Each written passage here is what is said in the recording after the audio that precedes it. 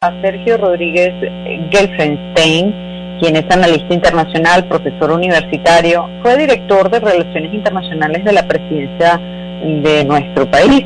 Y los saludamos. Sergio, buenas tardes, bienvenido. Buenas tardes, Maripili, muchas gracias por esta oportunidad. Encantada de conversar contigo. Bueno, queríamos tu análisis de cómo está la situación internacional, geopolítica y particularmente en relación a Venezuela. Son muchos los temas que están en juego en este momento a nivel internacional. Bueno, por un lado, lo que ya todo el mundo conoce de la guerra entre Rusia y Ucrania, pero por el otro lado también la propia situación vinculada con Venezuela, algunos países que hasta hace muy poco estaban renuentes o habían decidido romper relaciones con nuestro país, ahora están anunciando, sobre todo países latinoamericanos, que eventualmente pudieran retomar las relaciones diplomáticas con Venezuela. En fin, como te digo, son muchos los temas que están girando alrededor del tema geopolítico y por eso quería un análisis tuyo. Bueno, sí, Maripili, vamos a tener que estar todo el día aquí, yo creo.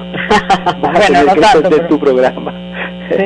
Pero sí, efectivamente, en este momento todo está girando en torno al conflicto en Europa, el conflicto en Ucrania, porque de ahí se deriva no solamente una serie, o sea, más allá del análisis coyuntural de lo que está ocurriendo en el terreno de las operaciones militares, ahí se están derivando una serie de transformaciones estructurales en el sistema internacional, tanto en el plano político como en el plano económico. Y eso va a tener repercusiones en todo el mundo, más allá del lugar del planeta donde te encuentres. En el caso particular nuestro de Venezuela, que creo que es lo que más nos interesa por razones obvias, está teniendo por supuesto también una influencia, además por ser el tema energético un tema gravitante en el conflicto en Ucrania, por ser Rusia uno de los 3 mayores productores mundiales de petróleo y gas y por ser uno de los mayores exportadores, y por esta nueva dinámica económica mundial que se sustenta no en la cooperación sino en el conflicto, en las sanciones y en el intento de doblegar a los países por vía económica cuando no se le puede doblegar por vía política. Entonces nuestro país, por ser un país también un gran productor de energía, está de alguna manera involucrado en las repercusiones que pueda tener el conflicto en Ucrania. Entonces, en nuestro caso particular, en este momento están confluyendo 2 hechos. Por un lado, el fracaso total de la política de Estados Unidos de búsqueda de derrocamiento violento del gobierno de Venezuela, y por otro lado, el conflicto en Ucrania. La desaparición, de hecho, del Grupo de Lima y de toda la estructuración de una política específica para el derrocamiento del gobierno de Venezuela configura la propia situación interna de Estados Unidos, hay que decirlo, la propia conflictividad interna de Estados Unidos cuando se avecinan elecciones parlamentarias que podrían significar el relanzamiento al escenario político del presidente Trump con todo lo que del expresidente Trump con todo lo que eso significa. También es un factor que debemos considerar porque la política de Estados Unidos hacia Venezuela tiene un fuerte componente que se origina en los resultados que se puedan obtener en el estado de la Florida, que ya no es un problema de política interna, sino que también tiene un gravitante internacional muy importante.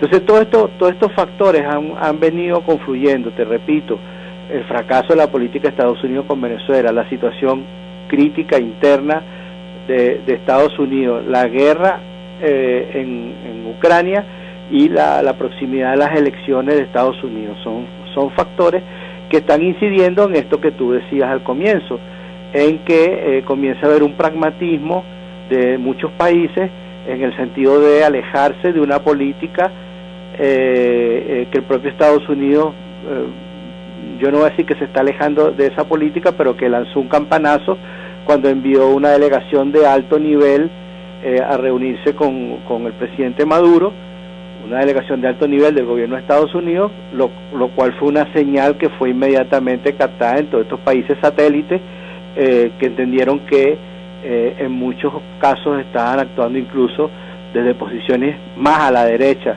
de las posiciones de Estados Unidos. Y eso, digamos, va generando una situación nueva en la región, porque además, Maripili, más allá de lo que pueda pasar o no con Venezuela, en las élites políticas de la región va quedando claro que la única posibilidad que tiene América Latina para tener una cierta participación protagónica en el escenario internacional del futuro es actuar integrada. Esa fue una convicción que se formó en los primeros años de este siglo, cuando se avanzó una serie de mecanismos de integración que fueron abandonados a partir del año 2015, pero que hoy nuevamente van tomando forma, y que yo creo que van a tener un refuerzo muy importante si Lula es elegido nuevamente como presidente de Brasil y toda la fuerza de Brasil se pone en función de la integración latinoamericana. Y frente a eso, bueno, Estados Unidos va a tener que tomar una posición. Ya. Ahora, fíjate una cosa, respecto a la posibilidad de que se retomen relaciones diplomáticas entre Venezuela y países latinoamericanos, o también en el caso de otros países fuera del continente, específicamente países europeos. ¿Cómo lo ves tú? Te lo pregunto porque está anunciada la reunión del canciller de la República, Félix Plasencia, con el jefe de la misión de la Unión Europea en nuestro país. Entonces, bueno, posiblemente, pues, como se han ido al menos retomando unas relaciones de carácter informal con los Estados Unidos, parece que esto permite que otros países que siguen la línea estadounidense, pues a lo mejor también se abran con respecto a Venezuela, pero quería tu comentario. Claro, lo que pasa es que hay una situación de facto que violenta el derecho internacional, porque estos embajadores, que por ejemplo hay una serie de embajadores europeos aquí en Venezuela, y Venezuela tiene una serie de embajadores en países europeos o incluso de América Latina, cuando el gobierno de Venezuela no es reconocido.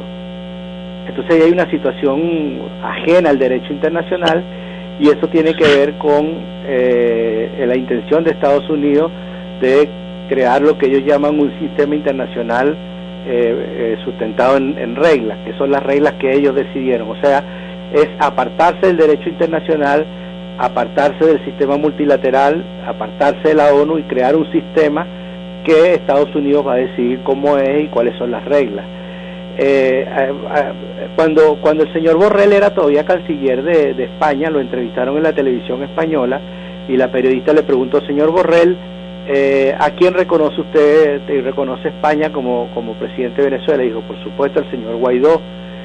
Y entonces la periodista le preguntó: ¿y usted, y si hay algún problema, si hay algún problema con Venezuela, con una empresa española, con un ciudadano español, con quién hablan usted? Con el gobierno del presidente Maduro. Y la periodista dice: señor Borrell, se está dando cuenta que está diciendo algo incongruente. Y él dijo: no, estamos innovando en materia de derecho internacional. Eso tú lo puedes buscar en YouTube. Son muy originales, ¿no? Sí, entonces esa innovación en el derecho internacional en realidad es una violación del derecho internacional. ¿Qué es lo que se está haciendo? Es esta cuestión de construir un sistema internacional basado en reglas. Entonces, ¿qué pasa? Que el gran problema que tienen los países latinoamericanos y los países europeos ahora es que cayeron en un cepo, cayeron en una trampa y no saben cómo salirse. Porque, imagínate, se están ahora, por ejemplo, habiendo negociaciones con Paraguay para el restablecimiento de vínculos. Yo no sé si se llaman vínculos diplomáticos, porque fíjate que la delegación que fue es una delegación parlamentaria. Entonces, ¿cómo vas a restablecer los vínculos si Paraguay no reconoce al gobierno de Venezuela? Es una cosa ajena al derecho internacional. Entonces, si nos atenemos a lo que dice Borrell, ¿qué significa eso? Que hay que innovar en el derecho internacional y que tú puedes tener relaciones sin reconocer al gobierno del país. Es algo nuevo, eso no existe en el derecho internacional, no lo vas a encontrar. Entonces, claro, estamos viendo una situación de facto dentro en el marco del derecho, a partir de la imposición, a partir de la fuerza, y eso es algo que se tiene que resolver. Fíjate tú el hecho de que Estados Unidos envíe una delegación de máximo nivel a hablar con el presidente Maduro y no lo reconoce. Entonces, después cuando esa delegación regresó a Estados Unidos no tenía cómo explicarlo. Y entonces finalmente metieron en la delegación a un funcionario de una oficina de cuarto nivel, que es la oficina que se encarga de rescatar a los estadounidenses presos fuera de Estados Unidos. Y entonces lo que lo informaron a su opinión pública es que estaban negociando el regreso de los estadounidenses que están presos aquí.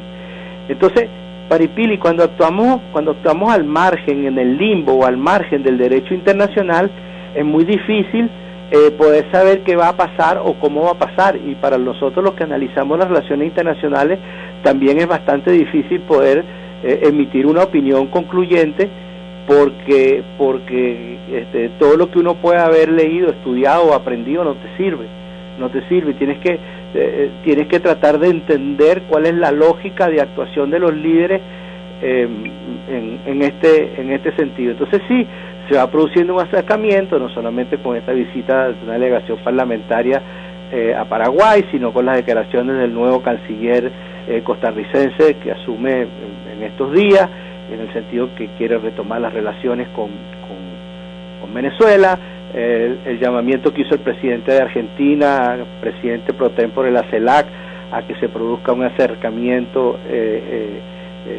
un restablecimiento de las relaciones con Venezuela, etcétera. Hay un acercamiento, pero que es un acercamiento que se produce, ya te digo, por el fracaso de una política y por la necesidad de acercarse al país que tiene las mayores reservas energéticas del mundo, cuando están aumentando aceleradamente los precios del combustible a nivel mundial.